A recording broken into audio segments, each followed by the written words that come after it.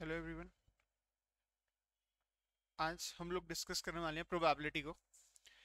Probability की अगर हम लोग बात करें तो प्रोबेबिलिटी एक्चुअल में चांसेस के लिए या किसी भी चीज को अगर हम लोग यहाँ पे बात करें कि किसी भी इवेंट के होने की क्या पॉसिबिलिटी है उसको डिस्कस करते हैं, राइट।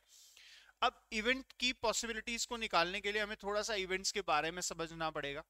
हमें सबसे पहली चीज जो सबसे इंपॉर्टेंट चीज इसमें आती है वो आती है सैंपल स्पेस। जब तक मुझे ये नहीं पता कि टोटल आउटकम्स हैं कितने, मैं किसी भी वैल्यू को कैलकुलेट नहीं कर सकता। तो सैंपल स्पेस मींस आउटकम्स।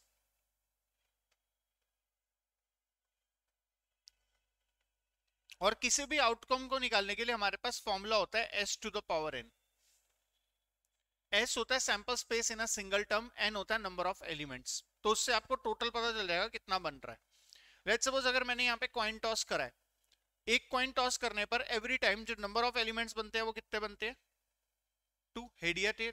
और अगर मैंने मान लो 3 बार कॉइन टॉस करा है तो टोटल एलिमेंट्स कितने हो जाएंगे? 2 की power 3 that is equals to 8। So total 8 outcomes बनेंगे। सो हमारे पास टोटल आउटकम्स कितने बन रहे हैं वो हमें पहले से ही पता होना चाहिए, सो दैट हम उसको इजीली बना पाए। अब आउटकम्स के लिए अगर हम लोग बात करें, आउटकम्स आउटकम्स के में कुछ टर्म्स होती है जिसमें हमारे पास एक टर्म आती है ट्रायल एंड इवेंट। अगर मैं यहाँ पे बात कर रहा हूं कि मैंने ना 2 बार कॉइन टॉस करा है, तो 2 टाइम्स कॉइन टॉस करने को हम उसे क्या कहेंगे? 2 टाइम्स का ट्रायल हमने यूज किया है। और इवेंट मतलब उसमें कौन कौन से एलिमेंट्स क्रिएट हो रहे हैं, like head head, head tail, tail head and tail tail. ये क्या है उसके इवेंट्स, राइट, कि क्या क्या वहां पे पॉसिबिलिटीज हो रही हैं। इसके बाद हमारे पास कुछ इवेंट्स के नेम आते हैं जिसमें सबसे पहले सबसे इंपॉर्टेंट इवेंट आता है हमारे पास यहाँ पे mutually exclusive events.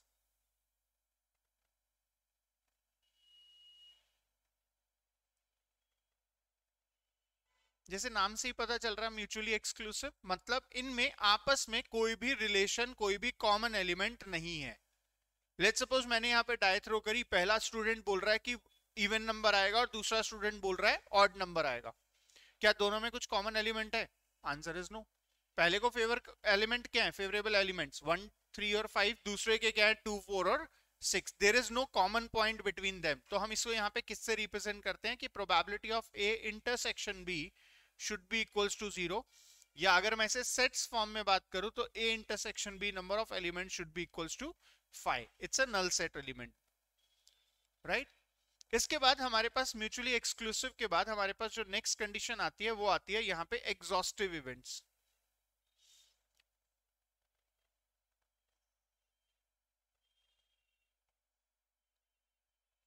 Exhaustive events वो इवेंट्स होते हैं जब मैं यहाँ पे प्रोबेबिलिटी ऑफ ए और प्रोबेबिलिटी ऑफ बी को ऐड कराऊं तो वो इक्वल कितना होना चाहिए? 1 होना चाहिए। या ये कह सकते हो कि probability of A union B कितना होना चाहिए? 1 होना चाहिए, राइट। यानी कि जैसे कि अभी हमने एक डिस्कस किया था, ए कह रहा है 1 3 और 5 आएगा और बी कह रहा है कि 2 4 6 आएगा। दैट मींस अगर मैं इन दोनों को मर्ज कर दूं इनके एलिमेंट्स को तो टोटल सैंपल स्पेस हमारा कवर हो जाना चाहिए, राइट। तो अगर हम लोग यहाँ पे प्रोबेबिलिटी ऑफ यूनियन की बात कर रहे हैं ए यूनियन बी की, तो वो क्या हो जाएगा? अगर पूरा सैंपल स्पेस कवर हो रहा है तो 1 को रिप्रेजेंट करेगा, बिकॉज टोटल प्रोबेबिलिटी किसके इक्वल होती है? The probability of all elements should be greater than equals to 0 and less than equals to 1। So ये हमारा प्रोबेबिलिटी के रेंज को रिप्रेजेंट करता है, राइट। अब इसमें हमारे पास एक टर्म आती है जिसे हम कहते हैं सिंपल इवेंट्स।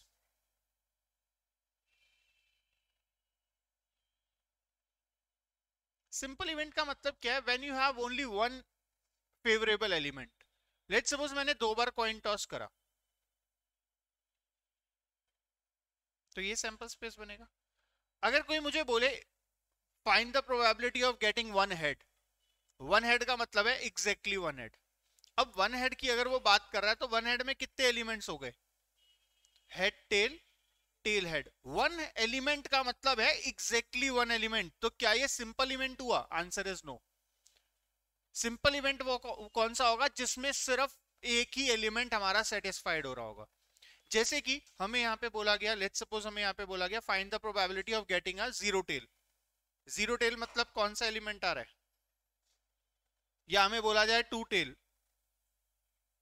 तो ये कौन से इवेंट्स हैं? These events are called simple event, जिसमें सिर्फ एक एलिमेंट सेटिस्फाइड कर रहा है वैल्यू को, राइट? जैसे हमने डाई फेंकी और उसने बोला इवन प्राइम नंबर, कितने होते हैं इवन प्राइम नंबर्स? एक ही होता है, टू। तो क्या हुआ? ये हुआ सिंपल इवेंट। अब सिंपल इवेंट के बाद हमारे पास जो नेक्स्ट इवेंट आता है वो आता है कंपाउंडेड इवेंट।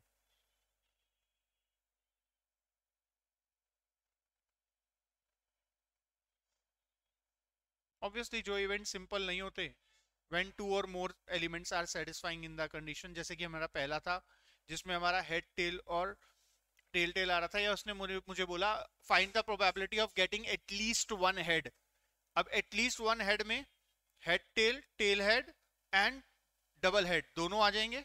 सो ये सीरीज हमारी क्या कहलाएगी?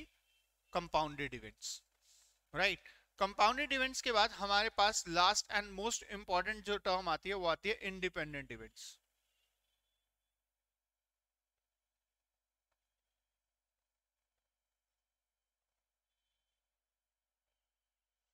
इंडिपेंडेंट इवेंट्स की अगर हम बात कर रहे हैं तो इंडिपेंडेंट इवेंट्स वो इवेंट्स होते हैं, देखो यार मैथ्स के इंडिपेंडेंट में और इंग्लिश के इंडिपेंडेंट वर्ड में ना डिफरेंस है। इंग्लिश का इंडिपेंडेंट वर्ड जो होता है वो होता है इसमें आपस में एक दूसरे पे डिपेंडेंसी ना हो बिल्कुल भी, तो वो हमारा हो गया म्यूचुअली एक्सक्लूसिव मैथ्स के केस में अगर हम बात कर रहे हैं तो। बट अगर हम लोग यहाँ पे बात कर रहे हैं म्यूचुअली इंडिपेंडेंट इवेंट्स मैथ्स वाले की, तो यहाँ पे मैथ्स में इंडिपेंडेंट का मतलब यहाँ पे थोड़ा सा डिफरेंट होता है। यहाँ पे हम कहते हैं when two events equally depends on each other they are independent, right? Let's suppose अगर यहाँ पे दो फ्रेंड्स हैं, पहले फ्रेंड का आज बर्थडे है और उसने सेकंड फ्रेंड को बोला यार आज ना रात को पार्टी एक साथ करेंगे, आज डिनर एक साथ हम लोग करेंगे, तो क्या सेकंड फ्रेंड फर्स्ट फ्रेंड पे आज के लिए डिपेंड करता है? आंसर इज यस, डिपेंड करता है। लेट्स सपोज उनकी इवनिंग में हो गई फाइट, फर्स्ट वाले ने कहा मेरे बर्थडे पे मत आना पार्टी पे, सेकंड वाला क्या कहेगा? नहीं आऊंगा, वेरी गुड। और इसके बाद हम ये भी बोलेंगे ना ठीक है बेटा मैं भी अपनी बर्थडे पे नहीं बुलाऊंगा। पहले वाले को फर्क पड़ा, यस आज पार्टी नहीं मिलेगी, लेकिन उसने कवर अप कर दिया ना कि अगले बर्थडे पे मैं तेरे को नहीं बुलाऊंगा, because both are equally depends on each other. फर्क ज्यादा नहीं पड़ा। अगर ए ने काम करना है, बी ने काम करना है और दोनों की डिपेंडेंसी इक्वल है तो फर्क नहीं पड़ेगा। लेकिन अगर आपके पेरेंट्स कहीं पार्टी में जाने के लिए मना कर दें, आपके पेरेंट्स ने कहा नहीं भैया ये आज जो आपके फ्रेंड ने पार्टी दी है वो नहीं जाना आपने वहां पे, तो क्या कहोगे? फर्क पड़ेगा ना तब तो रिक्वेस्ट करोगे। ज्यादा से ज्यादा क्या कह सकते हो? नहीं अब हम आपके लिए दही और दूध नहीं लेके आएंगे। इतनी डिपेंडेंसी है बस उनकी तो, right? So independent events are events when two events are equally depends on each other, we called it independent events. in fact अगर हम लोग यहाँ पे conditions wise अगर इनको चेक करें तो अगर a का intersection point a और b की मल्टीप्लीकेशन के इक्वल हो तो हम उसे इंडिपेंडेंट इवेंट कहते हैं। तो उनकी कैलकुलेशन क्या हो जाएगी? Probability of a into probability of b should be equals to their intersection value. Note करो फास्ट ये।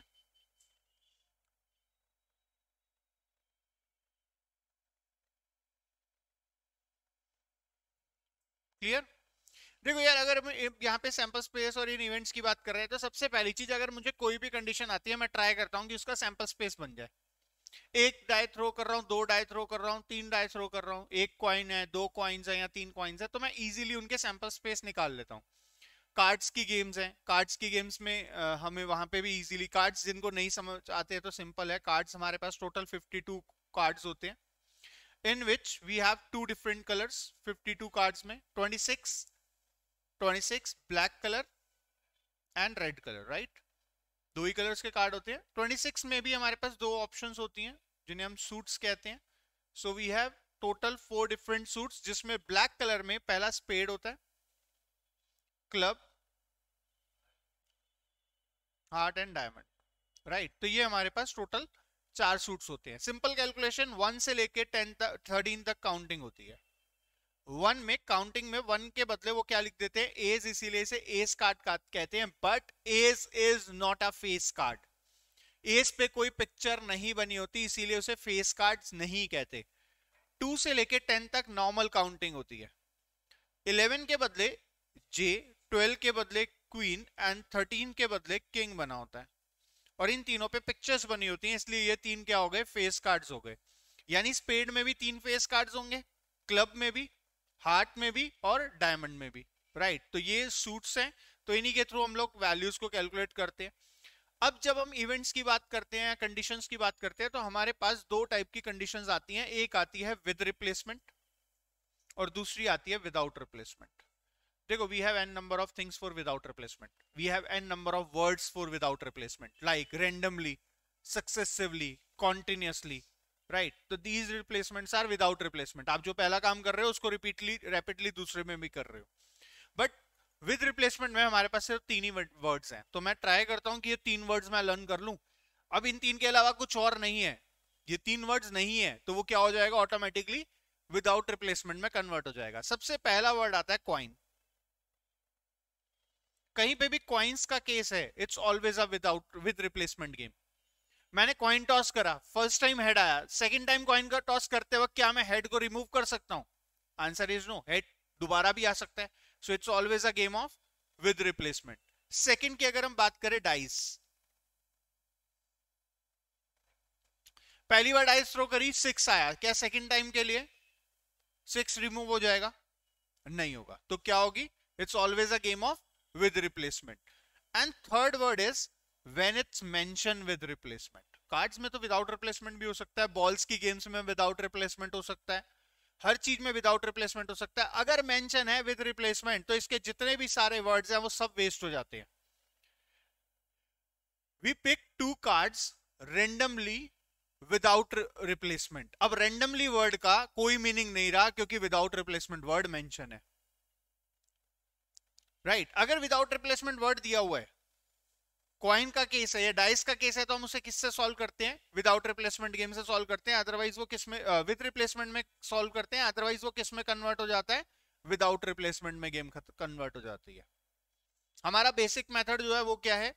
वो है सैंपल स्पेस मेथड, जिसमें हम ये ट्राई करते हैं कि सैंपल स्पेस बना के उन वैल्यूज को कैलकुलेट कर ले। अब कई बच्चों को ना डाइस के केस में प्रॉब्लम्स आती हैं, तो मैं आपको एक सिंपल सा लॉजिक समझाता हूं। मेरे पास अगर मैं एक डाई को रिमूव कर रहा हूं तो 6 एलिमेंट्स क्रिएट होंगे। 2 को मूव करूंगा तो 36, 3 को मूव करूंगा तो 216, राइट। टोटल सैंपल स्पेस कितना बन रहा है? 216 का बन रहा है। उसने मुझसे बोला 5 is fixed on the first place, find the probability of, simple उसने मुझसे बोला find the probability of getting the 5 on the first place. First place उसने क्या कर दिया? फिक्स कर दिया। When we throw a 3 dice, 3 dice मैंने फेंकी है, मेरा फर्स्ट प्लेस क्या हो गया? फिक्स हो गया। Now you can move, remaining 2 आप मूव करा सकते हो। अब 2 को मूव करके कितने एलिमेंट्स क्रिएट होते हैं? 36।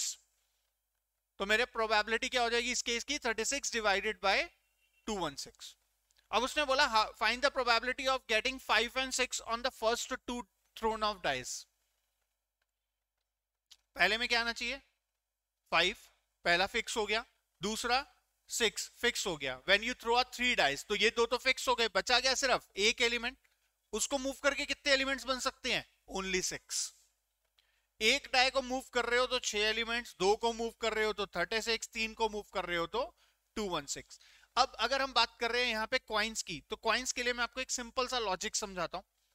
लेट्स सपोज उसने मुझसे बोला 3 कॉइन्स टॉस कर रहे हैं, या देखो 3 कॉइन्स टॉस करो या एक कॉइन को 3 बार टॉस करो, सैंपल स्पेस सेम ही बनता है, कोई फर्क नहीं है उसमें, सेम है। अगर हम एक डाई को 3 बार फेंकें या 3 डाइस को एक साथ फेंकें, सैंपल स्पेस सेम बनेगा।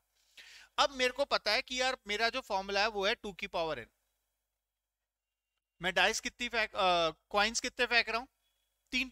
तो टोटल सैंपल स्पेस कितना हो जाएगा? 8। तो सैंपल स्पेस निकालने का सिंपल सा इजीएस्ट वे है, 8 का हाफ कितना होता है? 4। तो आपने क्या करना है? 4 हेड लिख लेने हैं इस तरीके से और 4 टेल लिख दोगे। अब 4 का हाफ कितना होता है?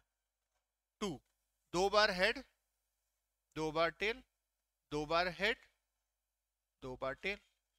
2 का half head tail head tail head tail head tail. आपका पूरा सैंपल स्पेस क्रिएट हो चुका है। इसी तरीके से अगर 4 बार कॉइन टॉस कर रहा होता तो सैंपल स्पेस कितना होता? 16। 16 का half 8 times head 8 times tail, फिर 4 टाइम्स हेड, 4 टाइम्स टेल, फिर 2 टाइम्स और फिर 1 टाइम।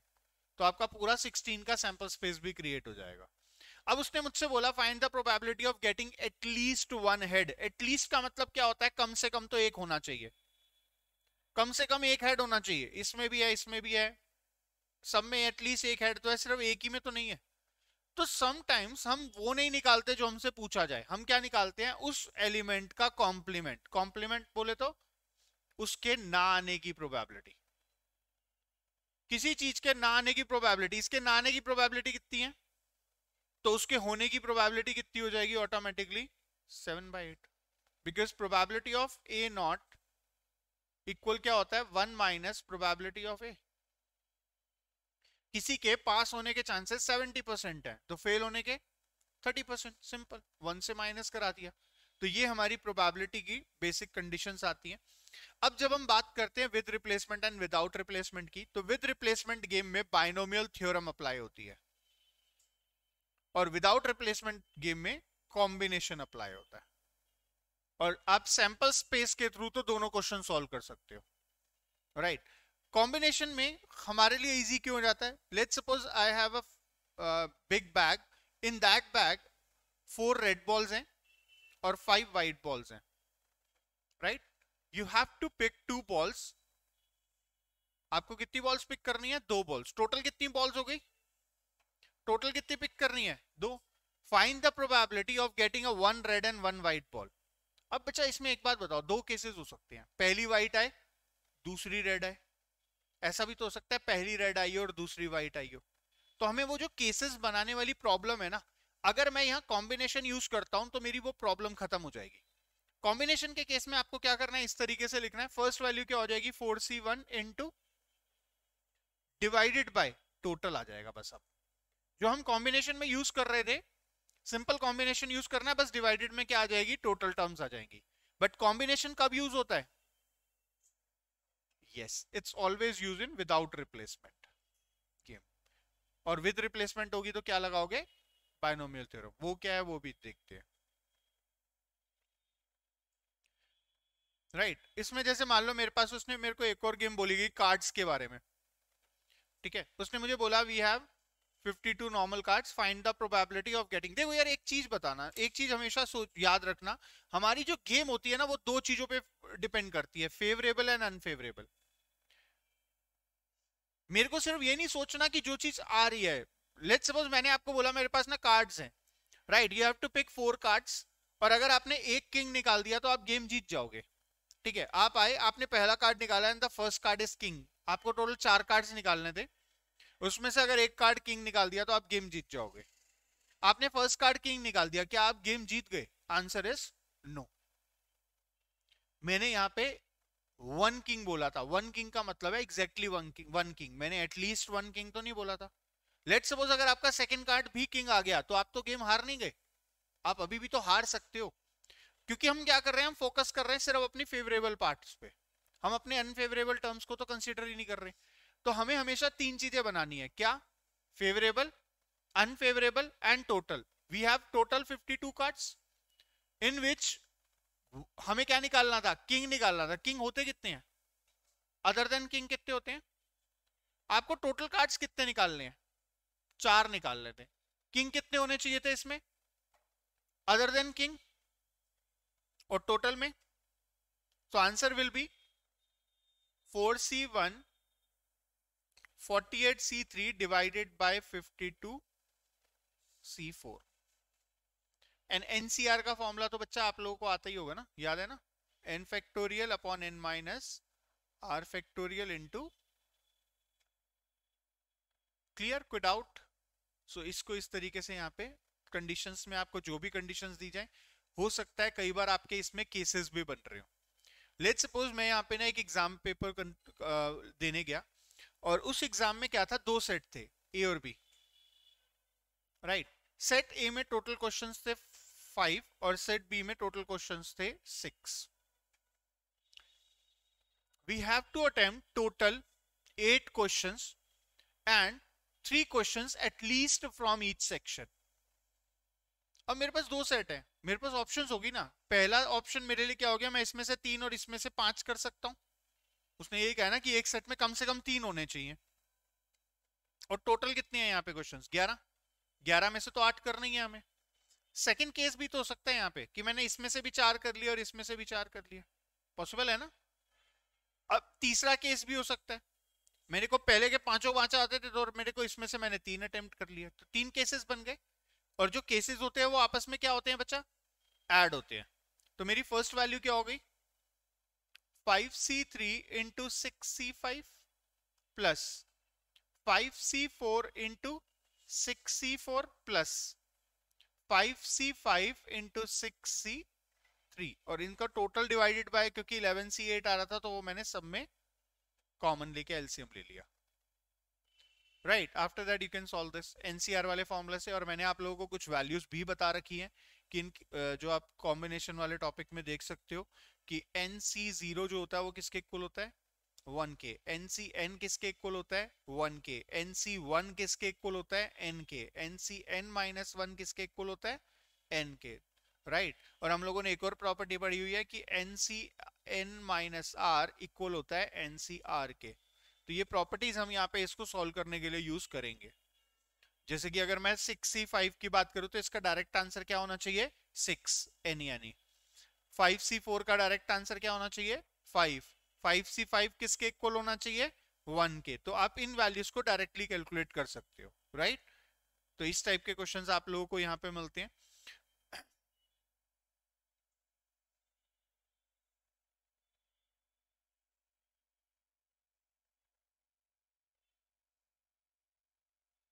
नाउ इसी में ही हमारे पास नेक्स्ट टॉपिक जो आता है वो है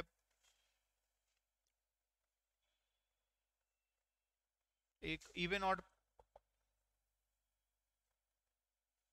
इवन इवेंट्स, ये करा रहा हूँ। इसके बाद नेक्स्ट टॉपिक में हम लोग बाइनोमियल थ्योरम और उसके आगे की प्रॉपर्टीज पढ़ेंगे। अभी odd events, odd and even events में क्या हम लोगों ने एक रेशो वाला टॉपिक पढ़ा था। रेशो में लेट्स सपोज मुझे यहाँ पे दिया हुआ है 2:1, इसमें ऑड कौन है, पहला या दूसरा? दूसरा कभी ऑड हो सकता है क्या? आप अपनी स्टेटमेंट ही खुद सोचो, मैंने बोला पहला ऑड है या दूसरा, आप कह रहे हो दूसरा ऑड है। दूसरा ऑड कैसे हो सकता है? रेशो की वैल्यूज से कोई फर्क नहीं पड़ता, ये 1:1 भी तो हो सकती है। अब आप क्या कहोगे, दोनों ऑड है। यहां पे we are talking about position. A is called odd position and B is called even position. Right? Now, अगर मेरे से यहां पे बोला जाए, अब कई बार क्या होता है, जैसे हमें तो बता रखा होता था ना A and B are partners, तो हम क्या ले लेते थे, पहले A की रेशो है और दूसरी B की रेशो है, वो मेंशन होती थी। यहां पे हम अपनी बारे में बात कर रहे हैं। एक चीज है जो मेरे को लगता है कि मैं उस चीज को कर पाऊंगा, उसके चांसेस हैं, और दूसरी ऑटोमेटिकली उसके ना करने की प्रोबेबिलिटी हमारे को रिप्रेजेंट करती है। उसने मुझे बोला 2:1 where odd is represent the favouring part, यानी मेरे किसी भी चीज को, यानी ए के किसी को सॉल्व करने की जो पॉसिबिलिटी है वो कितनी हो गई? 2/3, और उसको नॉन सॉल्व करने की पॉसिबिलिटी कितनी हो गई? 1/3। राइट, अब अगर यही चीज मुझसे बोली जाए 3:5 where odd is against of solving the term, अब ऑड उसके अगेंस्ट है, ऑड अगेंस्ट है तो इवन उसे क्या कर रहा होगा? फेवर। तो उसके बी के सॉल्व करने के चांसेस कितने हो गए? 5/8, और बी के सॉल्व ना करने के चांसेस कितने हो गए? 3/8। This is what we called odd and even ratios, in which आपको कई बार कंडीशंस दी जाती है। जैसे कि मेरे को एक सिंपल सा बहुत इंपॉर्टेंट क्वेश्चन है वो बोला गया, हमें बोला गया यहाँ पे दो पर्सन है A and B, they are solving the problem independently, the chances of solving the problem by A is the ratio of 3:2 where odd is favoring of, यहां पे odd उसे क्या कर रहा है? फेवर कर रहा है। एंड दूसरे रूम में एक और बच्चा बैठा है जिसके चांसेस हैं 3:5 where odd is against of solving the problem, odd इसके अगेंस्ट है तो इवन इसको क्या कर रहा होगा? फेवर। दो स्टूडेंट्स हैं, सिंपल सा एक क्वेश्चन समझो, मैंने एक बच्चे को इस रूम में, एक बच्चे को नेक्स्ट रूम में सिट कराया, हम लोगों ने वहां पे बैठाया हुआ है। फर्स्ट केस सॉल्व करने के चांसेस, तो ए के सॉल्व करने के चांसेस कितने हैं बच्चा? और बी के सॉल्व करने के चांसेस कितने हैं? 5/8। ए के ना करने के कितने होंगे? 2/5। और बी के ना करने के कितने होंगे? तो हमें ना करने की प्रोबेबिलिटी भी साथ में निकालनी है। अब मेरे पास क्या क्या ऑप्शंस है, मैं उन दोनों को क्वेश्चन देके चला गया, उन्होंने कोई चीटिंग नहीं करी, इंडिपेंडेंटली दोनों ने सॉल्व करा है। मैं वापस आया, क्वेश्चन सॉल्व होने के क्या, या क्वेश्चन सॉल्व हो या ना उसके क्या क्या पॉसिबिलिटीज है। पहला, ए ने सॉल्व किया, बी ने नहीं किया, पॉसिबिलिटी है कि ये वाले बच्चे ने कर लिया, उस वाले ने नहीं किया। ऐसा भी तो हो सकता है उसने सॉल्व किया और इसने ना किया। ऐसा भी हो सकता है कि दोनों ने सॉल्व कर लिया हो, और ऐसा भी हो सकता है कि दोनों ने सॉल्व नहीं किया हो। अब डिपेंड करता है कि हमें क्वेश्चन में क्या पूछा गया। उसने मुझसे बोला find the probability and question is solved. Question is solved का मतलब क्या है? एक ने किया हो, उसने किया हो, या दोनों ने किया हो, कोई फर्क नहीं पड़ता, बट क्वेश्चन सॉल्व हो गया हो। अगर हम ऐसी पॉसिबिलिटी निकाल रहे हैं तो हम हमेशा कैसे निकालते हैं? 1 minus probability of not solving. याद रखना ये चीज, क्योंकि बहुत सारे केसेस बन सकते हैं। लेट्स सपोज मैंने तीसरे रूम में एक और बच्चे को बिठा दिया,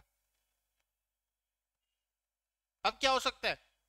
किसी ने सॉल्व नहीं किया, तीनों में से किसी एक ने सॉल्व किया, तीनों में से दो ने सॉल्व किया, और तीनों ने सॉल्व किया। बहुत सारे केसेस बन रहे हैं। अब उसने मुझसे बोला find the probability of question is solved. Question is solved मतलब 1 minus question is not solved. पहले के सॉल्व ना करने के चांसेस, दूसरे के ना करने के chances, so answer will be 6/40। So solving की पॉसिबिलिटी कितनी होगी?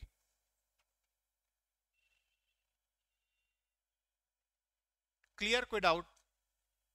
अब इसी क्वेश्चन में वो मुझसे बोलता find the probability that exactly one of them solve the problem. Exactly one मतलब अगर ए ने सॉल्व किया है तो बी ने सॉल्व नहीं किया होगा, और अगर बी ने सॉल्व किया है तो ए ने सॉल्व नहीं किया होगा। राइट तो ये हमारे इवेंट्स होते हैं। इन इवेंट्स में आप लोग डायरेक्ट भी क्वेश्चंस को सॉल्व कर सकते हो।